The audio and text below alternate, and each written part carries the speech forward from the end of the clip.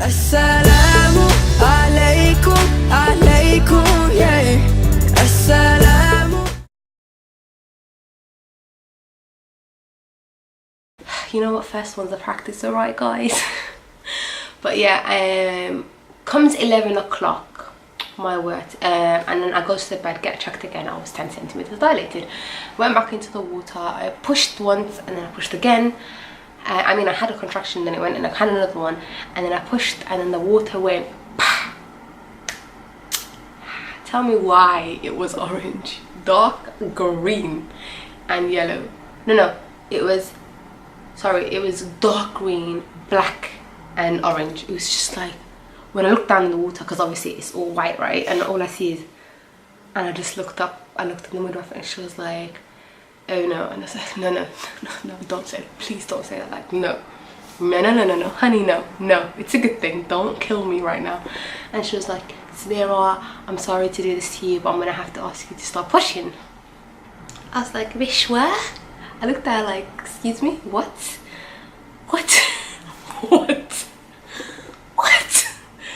You want me to do what now? Stop pushing? How the fish am I supposed to stop pushing, yeah? When my entire body's telling me to push, like, you don't make no sense. And she was like, I know it's hard for you to do this, but I need to stop pushing. So every time a contraction came, I was just like literally like, and she was like, breathe. I'm like, and she was like, this, breathe. And she slapped me on the face and she just grabbed me on the face. She was like, copy me, Samira, come on, stay here with me, I don't want you to faint right now. I was like, and she's like, really? So I'm like, she's like, really? She just slapped me. Obviously, it doesn't bother me that she slapped me. Honestly, I needed it. I was using consciousness at that time. And then she was like, this, husband, is it okay? Like, what I did? She was like, I needed to do that. He's like, obviously, of course. I was so out of it, like, guys, honestly. And then that happened. It got complicated from there, and then I got transferred straight away to the delivery suite, where a anesthesiologist came in and was like, your cervix area where the baby's supposed to come out is getting swollen because the baby's head is literally there, but it's not coming out. His head is too big, and it's also, we don't want him to come out anyway because he's covered with, they use this word, makana poo, basically. They use the word, and they said that we don't want him to, like, it's better for him to be staying in. I don't even know what they said. I was so high at gas, and at that point I started taking it from when my water and I told them to stop pushing. She gave it to me by force. She was like, take it, Samira, you need to be conscious. And I was like, okay. But from that moment on, honestly, I was just so out of it. And the guy was like, this is I think this is the funniest thing throughout my labour. The guy was like, we need to give you a epidural. And I was like, what? And then keep in mind, my mother-in-law's down there, my husband and I both sitting on a chair, and I'm just laying in bed, like, hair out, everything just looked crazy. And then the guy was like, we're gonna have to give you, no, she told me first she was gonna give me a epidural. I was like, no. She's like, I'm gonna call you the anesthesiologist for him to tell you we're gonna give it a epidural. Like, it made a difference to me. It didn't, honestly didn't. He came and said, we're gonna give you the epidural. I was like, no. They looked at my husband and they were like, can you talk to her? And he was like, honestly, because she's so high, I don't think she'll listen to me. And then he asked me, like, no, Samira, like, we need to give you the epidural. It's good for you, it's good for the baby. At this point especially, I wasn't worried. I knew the epidural wasn't going to be a bad thing. Like, obviously it's going to help me when we numb for the waist down. Obviously the contraction won't be failing. All of that is good. But the one thing that stuck in my mind that I did research on before this close to the pregnancy anyway, like throughout my pregnancy, I was looking, it was like the paralyzed side of it, like there's a chance of you getting paralyzed, and I didn't want that. And the guy was like, in my 25 years, was it, he said, administrating the epidural, I've never done it. And I was like, this is the funny thing, I was like, what if I'm the one? He looked at me, I was like, excuse me, I was like, but what if I'm the chosen one? What if God chose me to be the paralyzed one? He was like, he looked at me like, okay, we're gonna do it. And I was like, you know what, just do it. I was like, if I'm paralyzed, it's your fault, and I was like, I'll sue you. And he was like, this, go ahead, I'll give you permission to sue me. I was like, I'm gonna sue you. I'm not just saying that because I'm high. I was like, I knew I was high. I was like, I'm gonna sue you. He was like, okay. He went and got it done. It didn't even, I felt like I was expecting this huge pain, but it wasn't. It was like at 3 o'clock in the morning at that time. I think I was in and out of sleep until 5, 6ish. Then the doctor came in at 7 and she was like, how you feeling, how you doing, you know, your 10 centimeters dilated. I was basically 10 centimeters 95% of the time. Then in that case, in my head, I was like, I'm fully dilated, why isn't this baby coming out?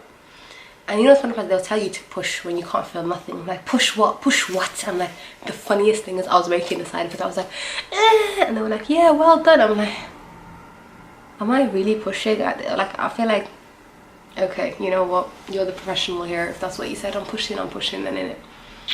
And then at that point, I think it became 8. Rosemary left me.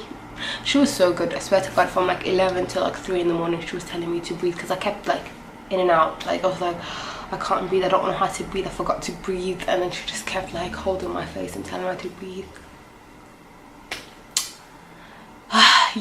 Without you, I don't think I would have been able to. Obviously, I'm pretty sure there's like 100 or 1,000 midwives that work there, but still, I feel like you're the best I had. But yeah, I think after 8, she left me. This other midwife came, Maimuna. She was Nigerian, I believe. And then from then on, it was like nothing really. Like, everything was just going so slow. And then at 11 a.m, the doctor came in, like the surgery woman, and she was this, hi Samira, we were just considering, no, we would just want to know if you would consider taking a C-section. My face dropped. I was like, and my mother-in-law was gone by that time. I just looked at my husband, I was like, and he was like blank, no when I say no emotions, I was like, excuse me, is it okay if I could come back to you on that? Like, can you just give me 5 minutes while I call my mom? Hiya, please tell me what to do, like I don't know what to do. So hilarious. My mom was like, this, listen Samira, that like, if there's no other way, like you're just gonna have to do it. And I ended up doing it. It wasn't, I feel like, I wish it was just, but the baby was born at 1:39 p.m. and I was in the hospital from 3:30 p.m. yesterday. So if I knew I was going to end up in a C-section, the only thing I would wish that they did was give me a C-section literally 13 hours ago. Because that's when the complications started, like literally 14 hours ago. I wish they would have just said, well, you were giving you a C-section, emergency, because it was an emergency C-section regardless. But yeah, that was such a long thing. And after that, after I came out from the surgery and everything, I think I was out and I came back to consciousness and realised everything around me at 4ish. I didn't see the baby until the next day around, I didn't see him the next day until like 9, 10ish a.m.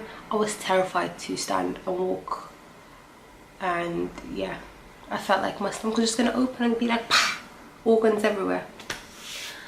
But yeah, that is my labour story.